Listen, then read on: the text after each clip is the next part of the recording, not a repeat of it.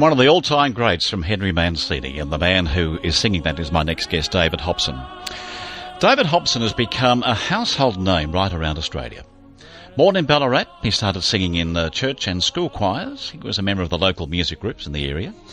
And whilst at Melbourne Uni, he performed as a lead singer and bass guitarist with rock bands, but with no vocal training. He had an obvious talent from a very, very early age. David is widely known around Australia as an opera singer from the opera stages.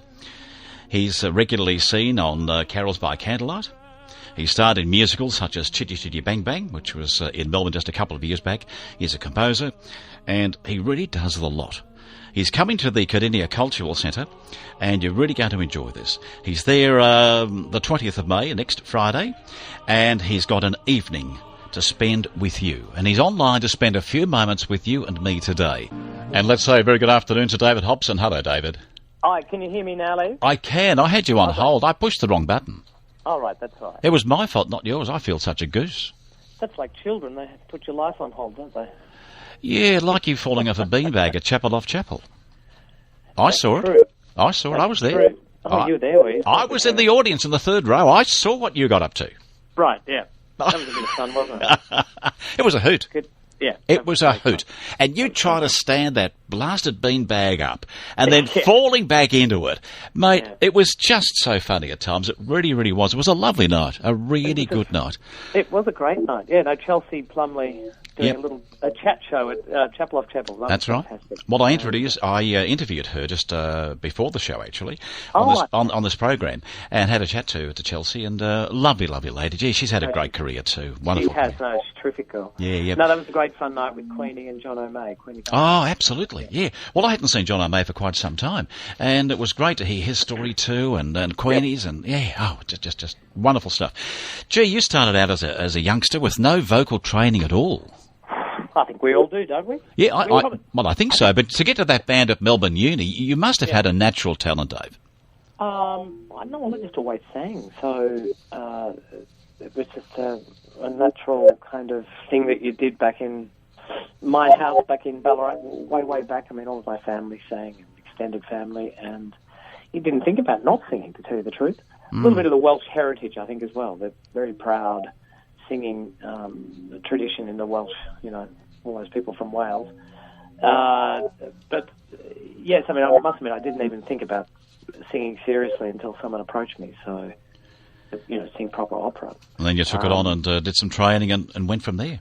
Yeah, well, actually, the most important thing you do when you're about to, do something like opera is try and learn the languages, because yes, when you sing opera, I mean, you're mainly singing in Italian. That's the major language that is used or German as well to a degree, but Italian is almost the singer's language, the most pure, beautiful language. One of those lovely, rich Latin languages. They're all beautiful to sing in, though, French, German or Italian. But English is good too. So David, when you're doing that and you're studying the Italian, you would have to have, I suppose, the total translation of what you're singing to be able to become involved and then get that across to your audience. Exactly. And you're generally singing, well, particularly in Australia, less so when I'm overseas, but in Australia you're singing to audiences who aren't really going to understand the language. And even if you do have what we call the surtitles above the stage, which gives you the translation as opposed to subtitles in the movie, you still, it's not exactly literal, the translation. It just gives the audience a quick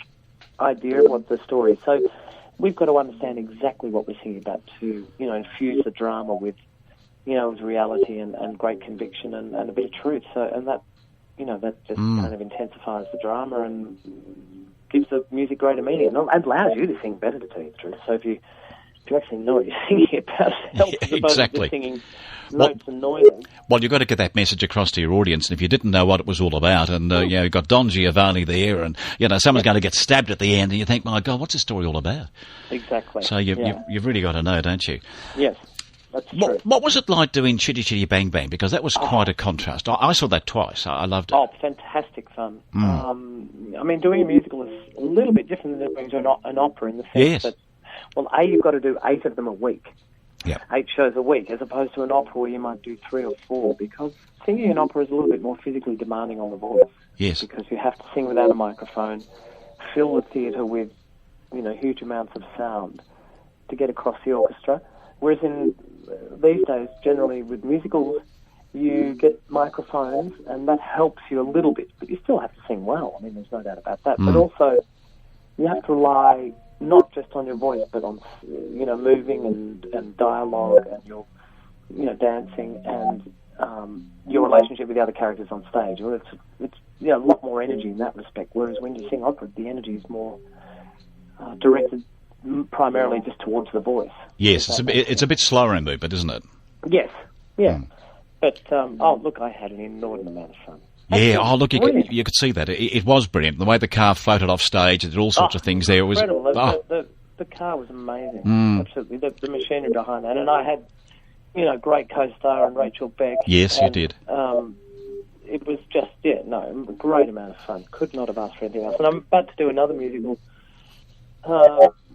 not next week, the week after, actually, a couple of days after my concert at the Cardinia Cultural Centre. We're doing Follies, the Sondheim. Oh, yes, I know you're in Follies, yes. At the Recital Hall, isn't it? The Recital Hall? At the Recital Centre, which is a fantastic musical. I've never done a Sondheim before, but it's got a brilliant cast, from Lisa McCune, Nancy Hayes, Deb Byrne, Philip Quast, Anne Wood, Bert and Paddy Newton, Cheryl Clark. It's huge. Yeah. So I'm really looking forward to that.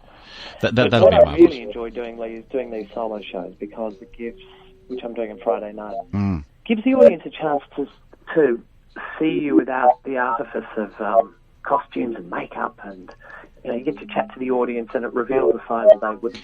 I think the audience get to know you, don't they? They get to know you. It becomes a personal thing, you and the audience reacting there. Yeah, and it's a lot of fun. I mean, I think people are usually surprised at how much fun they have at these concerts that I do, because it's, I kind of reveal a lot more than just singing songs. We do lots of stories and have a lot of fun and a lot of laugh.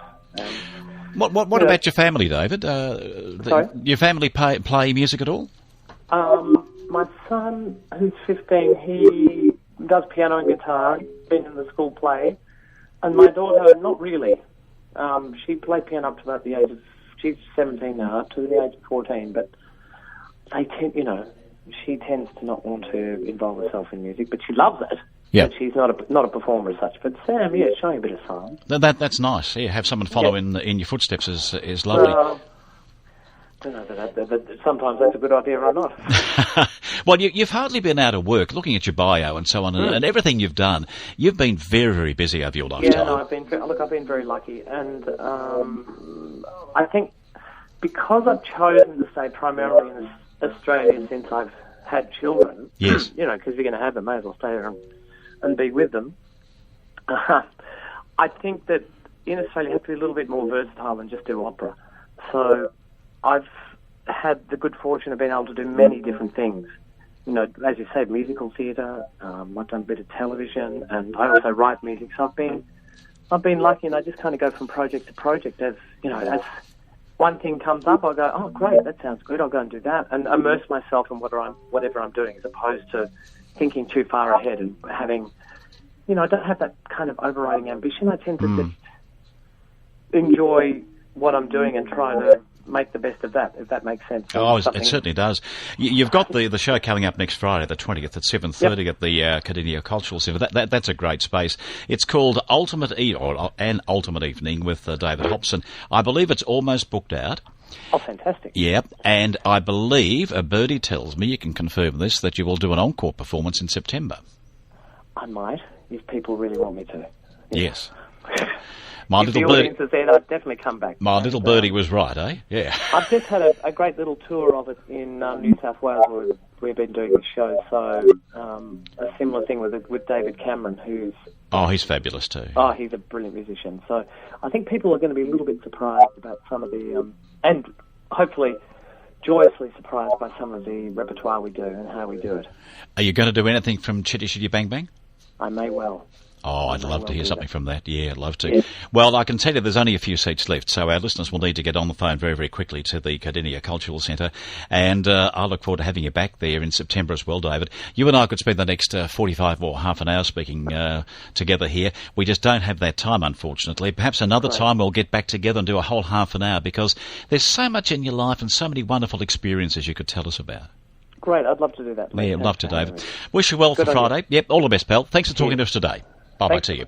David Hobson, one of our greats here in Australia.